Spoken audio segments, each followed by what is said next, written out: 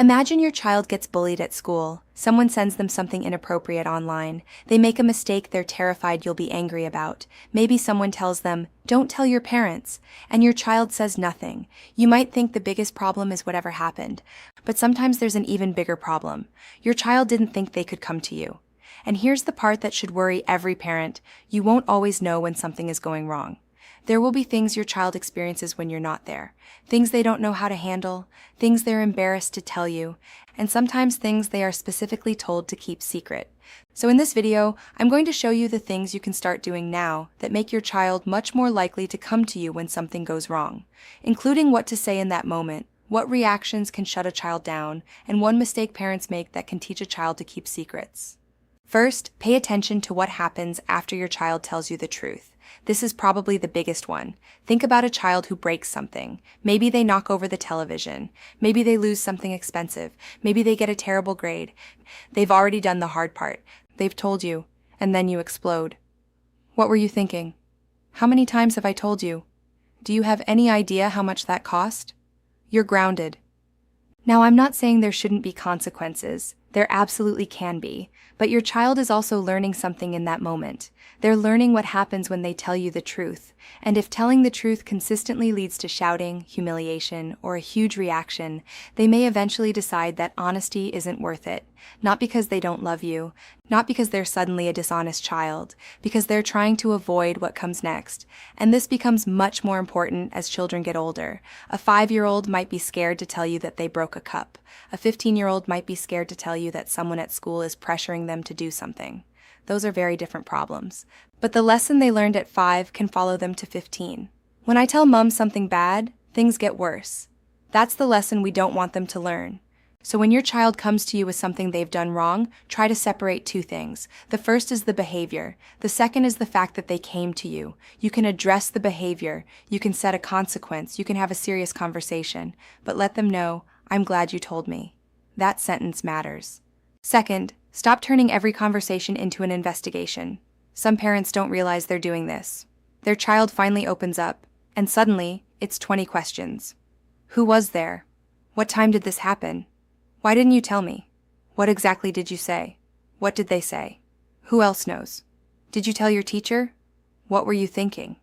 And by the end of it, the child wishes they had never started talking. Sometimes children need us to listen before they need us to solve. So if your child comes home and says, "Something happened at school today," try, "What happened?" and then let them talk. Don't immediately interrupt. Don't finish their sentences. Don't turn every sentence into advice. And especially don't start telling them what they should have done before they've even finished telling you what happened.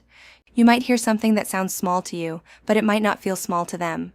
Maybe their best friend ignored them all day. Maybe somebody laughed when they answered a question in class. Maybe they weren't invited to something. Maybe they embarrassed themselves. You might think, that's just childhood. But if they know you'll listen when the problem seems small, they're more likely to come to you when the problem is big. That's the relationship we're trying to build. Third, don't use vulnerable things they told you against them later. This one can quietly destroy trust. Your child tells you something because they trust you. Maybe they're insecure about their appearance. Maybe they're embarrassed about something that happened at school. Maybe they're worried that they aren't as smart as their friends. Maybe they're struggling socially. Maybe they're afraid of failing. And then months later, you have an argument. You're angry, and you say the thing they once trusted you enough to tell you, maybe not even intentionally. You say, "Well, you're always insecure about everything," or "No wonder nobody wants to be around you." Or you tell another family member about something your child specifically told you in confidence. To you, it might feel like one comment. To your child, it can feel like, "I shouldn't have told them that." And once a child learns that something vulnerable can be used against them, they become much more careful about what they share. So when your child gives you something vulnerable, treat it like something you've been trusted with. That doesn't mean keeping dangerous secrets. If your child's safety is at risk, you may need to involve another adult. But there's a difference between protecting your child and casually exposing something they trusted you with. Your child needs to know that their private feelings are safe with you. Fourth, don't wait until there's a crisis to build the relationship. This is one I really want parents to think about. If the only time you have a meaningful conversation with your child is when something has gone wrong, they're going to associate conversations with problems. You want talking to you to feel normal, not like an emergency procedure. Ask them things when you don't need anything from them. Sit with them while they're doing something. Talk in the car. talk while you're making dinner, talk before bed, ask about the completely boring stuff. What happened at lunch? Who did you sit with? What was funny today? What annoyed you? What are you looking forward to? And sometimes, don't ask anything. Just sit there. Children often talk when we're doing something else.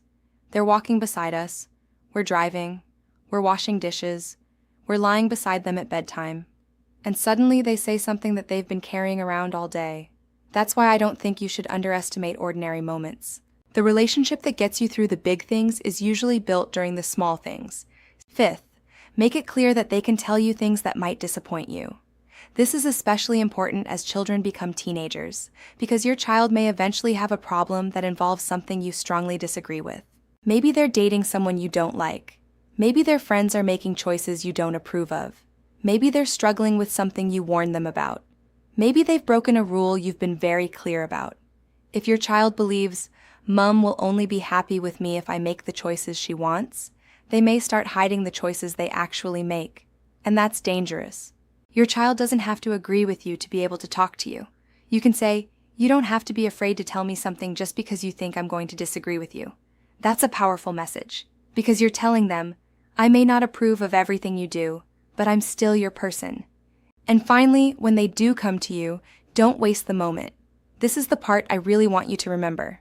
Your child walks into the room. They're nervous. They've been thinking about whether to tell you.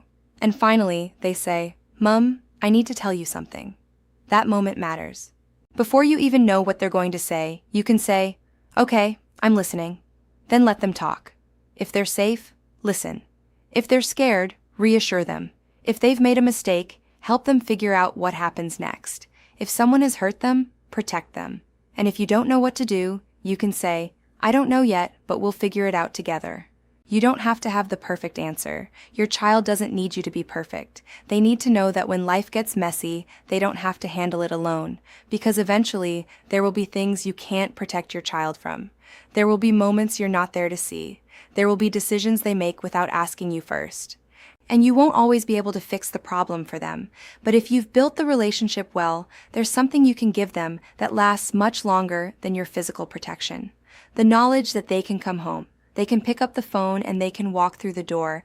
And there's one place where this becomes even more important: online, because your child can be sitting right next to you, in the same room, holding their phone, and still be experiencing something you know absolutely nothing about. In my next video, we're going to talk about the secret online life your child may never tell you about, and the signs that something might be going on.